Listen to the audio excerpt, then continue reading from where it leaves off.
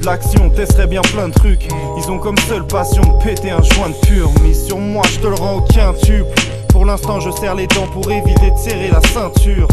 Ma team me guide de près, j'habite le 19ème. C'est l'entourage sur rapelite.com, branche-toi. Désolé, je veux de grandes sommes, que les dollars pleuvent. Devenir des Richard Branson ou des Donald Trump.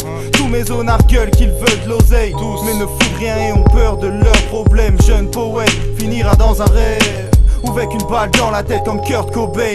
Ils disent qu'il est temps que j'arrête, je m'en tape, laisse-moi lire mes mangas. Vous écoutez quoi en rap français? Franchement, tout. Actuel. Tout, parce que déjà on analyse tout, donc est-ce qu'on est obligé de tout entendre? Après, est-ce qu'on apprécie tout? Non, parce que les goûts sont variés, mais tout ce qui sort et qui a un peu un nom, on est obligé de regarder pour voir c'est quoi la nouvelle merde du moment. Sortir des blasques, de trucs que t'aimes bien, parce que après tu vas en oublier forcément. Et... Ouais. Mais... Ouais. La raison surtout, sinon je vais oublier, la raison pour laquelle on peut pas citer de nom, parce qu'il y a des noms que certains aiment et que d'autres détestent. Donc on peut pas donner de nom. Il y a plein de trucs, moi, et dans le bagage français des 20 dernières années, il y a des putains d'albums, des putains de mixtapes, des freestyles légendaires, machin. Et dans les trucs actuels, franchement, il y a quelques artistes que je suis et que j'apprécie.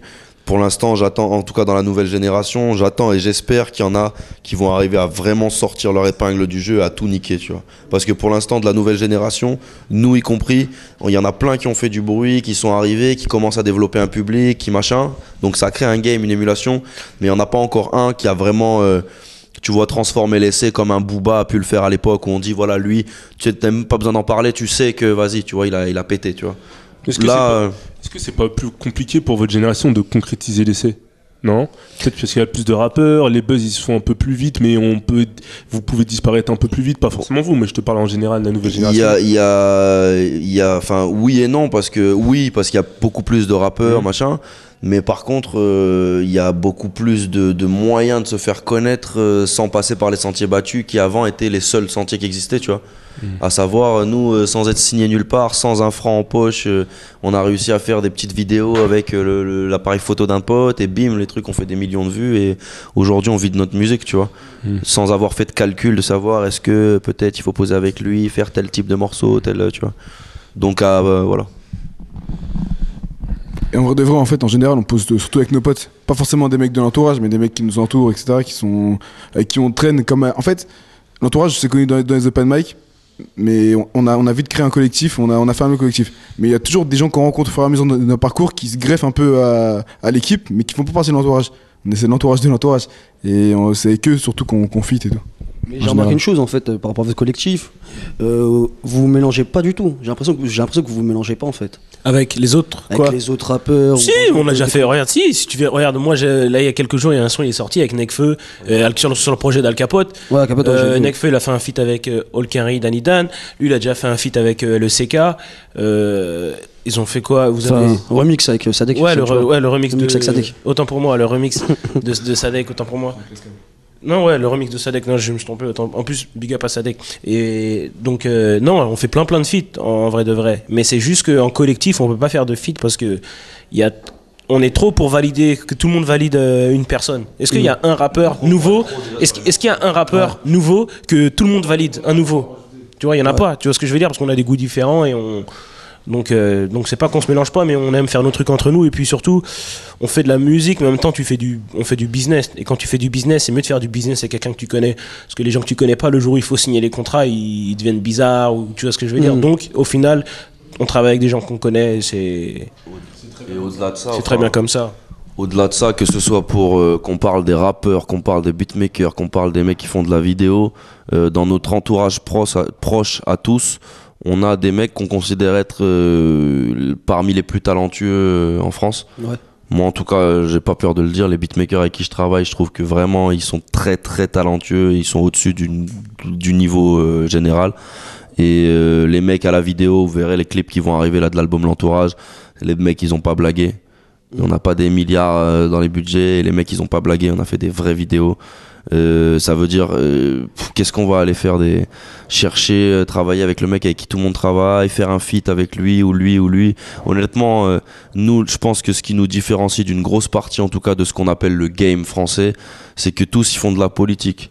Moi, beaucoup de gens que j'ai rencontrés, je vais pas citer des blazes en particulier, et en plus c'est même pas une critique négative forcément, c'est juste pas ma façon de fonctionner, tu vois. Il y en a qui voient la musique comme vraiment une partie d'échec où il faut se placer ici parce que ça fait bien, pas parler avec eux parce que ça fait pas bien.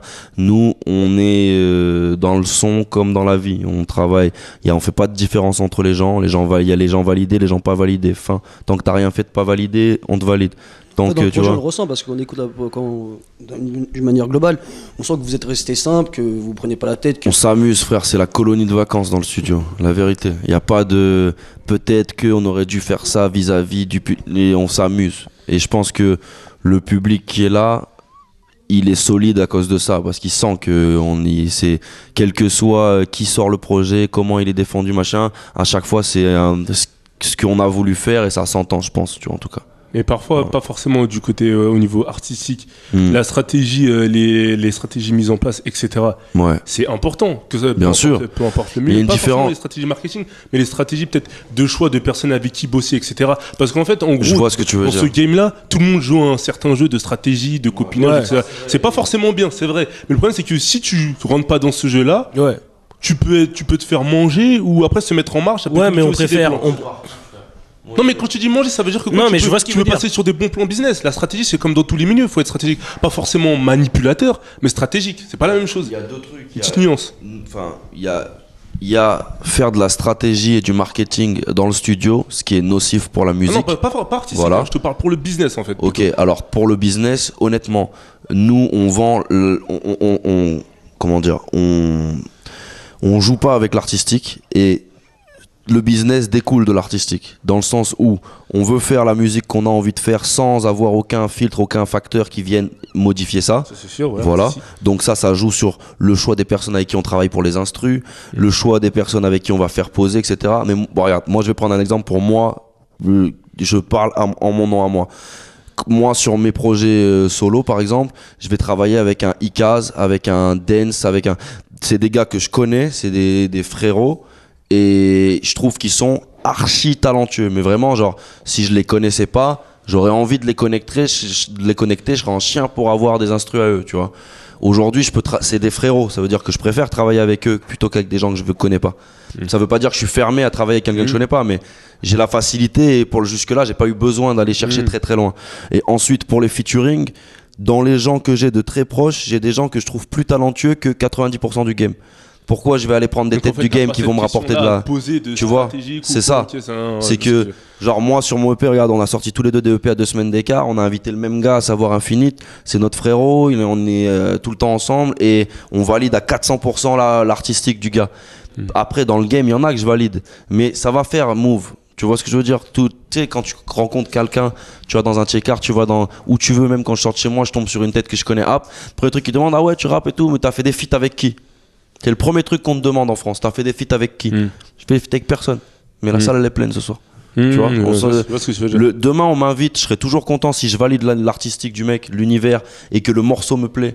Parce que c'est important aussi. Moi, jusque-là, avant, quand je validais un mec, il m'invite pour un morceau, je viens.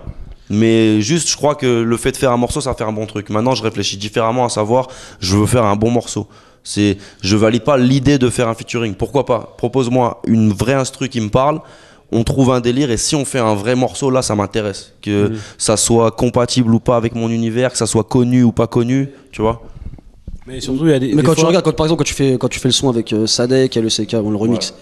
Finalement, c'est pas vraiment c'est pas une instru vraiment qui, je veux dire, je vais sortir le mot qui te correspond. Parce que Ouais, mais tu vois ce que je veux elle dire. reste validée. Honnêtement, le truc est validé et c'est le seul ou un des seuls en tout cas morceaux où vraiment tu vois c'était plus un challenge de se dire vas-y, je sais que ces gars-là ils ont pas forcément le même public que moi ou en tout cas ils ont un public je pense tu vois eux ils ont un public vraiment tu vois très typé Tiekar, Bouscapé machin. Moi j'ai un public qui est même des gens qui écoutaient pas de rap, tu vois ce que je veux dire, c'est soit des gens un peu puristes qui écoutent du son d'aujourd'hui, des sons à l'ancienne machin, soit un public qui a découvert depuis pas très longtemps et qui se prend la ride un petit peu de rap. Moi je fais pas du rap comique mais c'est du rap décomplexé. Ça veut dire en vrai on vient des mêmes endroits que les autres rappeurs, on parle des mêmes choses sauf qu'on en parle de manière décomplexée. J'essaye pas de te faire croire que je suis Tony Montana, j'essaye pas de te faire croire que je suis un grand cassos, que je sors de je sais pas quoi, mais par contre s'il s'agit juste de rapper, j'ai peur de personne et s'il s'agit de raconter des trucs, tu peux prendre mon CD, le décortiquer, tu peux prendre l'album de l'entourage, le décortiquer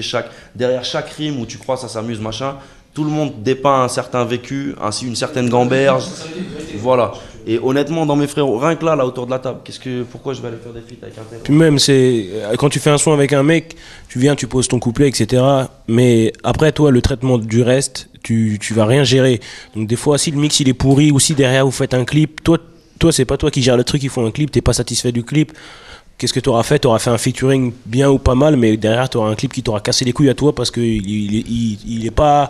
Donc, comme les gens partagent pas spécialement notre vision ou quoi que ce soit, et puis vu qu'on trouve que les meilleurs cracheurs de feu sont déjà entre nous, on va pas aller chercher le feu des autres tant que ça. Voilà, dans ce qu'il dit aussi qui est important, c'est que comme je te dis, tu vois, ton image, au début, tu fais pas attention. Nous, on est au feeling, on faisait tous les trucs qu'on nous proposait, on essaye juste d'être le meilleur possible, mais on gérait pas trop l'image. Maintenant, on a capté que via ce que tu renvoies, via à qui t'es affilié, via qui vient à ton concert, les gens ils se font une genre d'image, tu vois, de perception de toi sans te connaître, tu vois.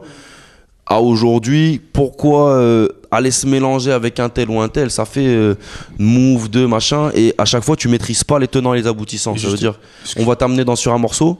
Moi, des fois, ça m'est arrivé, là, par exemple, là, bientôt, il y a un scud qui sort. Le Kemé, je valide sa musique, mais le morceau, on l'a enregistré il y a 2 ans et demi, plus de nouvelles, et le morceau, là, sort sur un disque.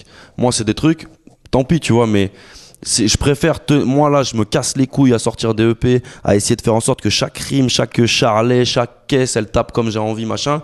Ça me casse les couilles, après, de faire des trucs avec des gens, je maîtrise pas. Le truc... les remixes, les machins, on t'invite sur un truc, on te dit il y aura un tel. Au final, il n'y a jamais un tel qu'on t'a dit qu'il y aurait. Les gens, ils ont réécrit leur couplet, ils ont reposé. C'est pas. Nous, on est ensemble, regarde, on a fait un album ensemble.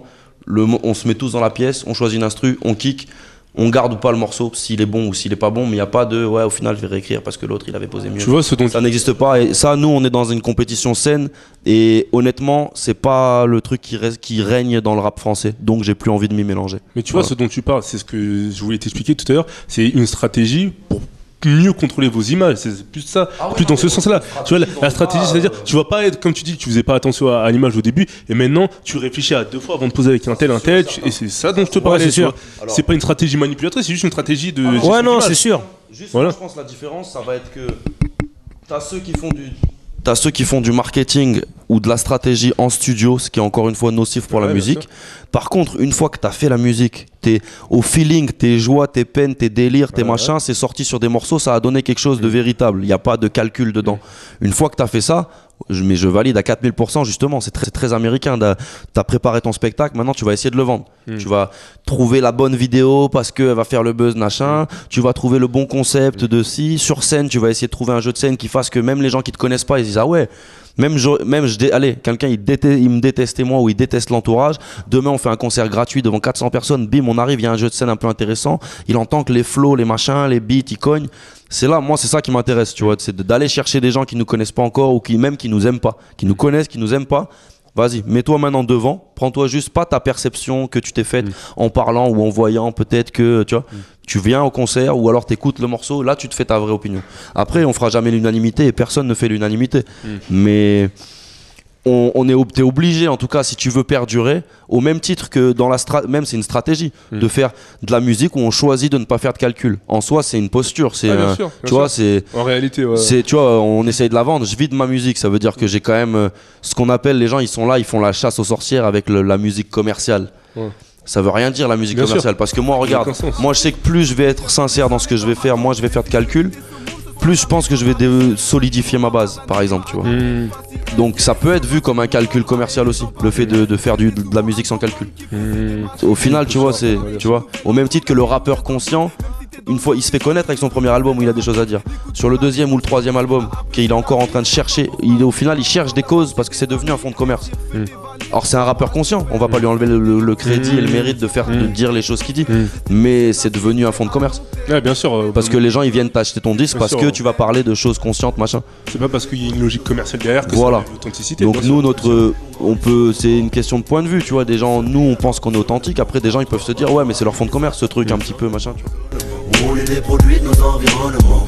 Nos mères auraient voulu qu'on grandisse autrement. On est conditionnés à l'emprisonnement. Bats-toi, c'est à nous de prendre les